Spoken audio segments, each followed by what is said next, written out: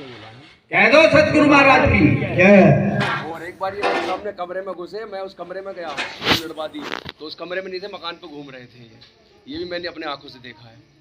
और अभी पीछे की बात है, रामनगर जब भंडारा था उससे पहले ये इसके पास में गांव पड़ता है। ये कौन से गांव में थे, शिव प्रसाद सिंह जब हम दोनों थे, वो ना वो उसके ये गांव पड़ता है, उसके ठाकर द्वारे से ना उस गांव में थे। काला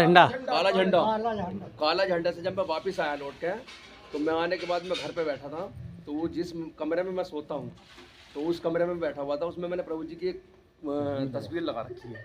तो उस तस्वीर को मैं जब देख रहा था, तो घरवाली बोल रही है मुझसे मेरी कि प्रभु जी तो आए थे आज दिन में थोड़ी देर के लिए, वो तो चले गए। मैंने कहा वो तो गए नहीं, वो तो यहीं रहते हैं यहाँ पे। तो मैंने जब देखा तो वो तस्वीर बहुत तेज हिल रही थी, जबकि कोई भी किसी कीमत पे वो तस्वीर नहीं हिल सकती। मैंने पंखा भी चलाया, फिर सब कुछ देखा, लेकिन वो तस्वीर नहीं हिल सकती। वो तस्वीर हिली बाद में जब देखा मैंने, तो पूरी दीवार काली हो गई, फिर वाइट हो गई वो।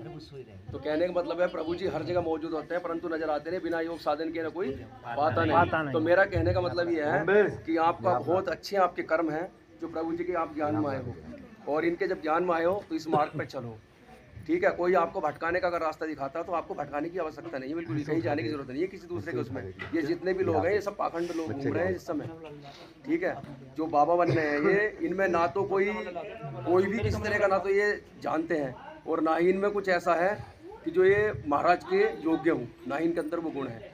अगर कोई कहे कि हाँ कि इनमें गुण है, तो मेरे सामने उसे बुलाए, फिर मैं एक उसका प्रैक्टिकल मैं करवाऊंगा, उससे एक प्रैक्टिकल लेना है मुझे उसका। अगर वो उसमें पास हो जाता है तो मैं उसको गुरु मानूंगा, लेकिन कोई भी तैयार नहीं होगा इस प्रैक्टिकल को करवाने के लिए। अगर कोई कहे तो बुलाए, मैं उसको एक साइड में बंद करूँगा, एक कमरे में हनुमान जी को बंद करूँगा। मैं प्रभु जी को नहीं करूँ, मैं प्रभु जी के लिए नहीं बोल रहा हूँ, मैं हनुमान जी के लिए बोल रहा हूँ। अपने उन्हें बंद करूँगा, 1 महीने के अंदर कुंडी खोल के देखते हैं, जो जिंदा निकला वही देखो, वही सतगुरु महाराज की जय। कोई भी तैयार नहीं होगा अगर आप कहोगे तो आपको भ्रमित नहीं होना है। जब हम इस मार्ग पर चले हैं तो इस मार्ग पर चलो अपने, और दूसरों को भी समझाओ। क्योंकि मेरी घरवाली को बहुत समय से शुगर थी, 3 महीने से बिल्कुल वो कोई दवाई नहीं खाती है, और बिल्कुल नॉर्मल है उसकी शुगर। तो सब प्रभु जी की कृपा है, जय हो महाराज। बाकी कोई डॉक्टर नहीं बना पूरे संसार के अंदर जो आदमी की शुगर नॉर्मल कर दे। अगर हो कोई तो मुझे लेके चलो।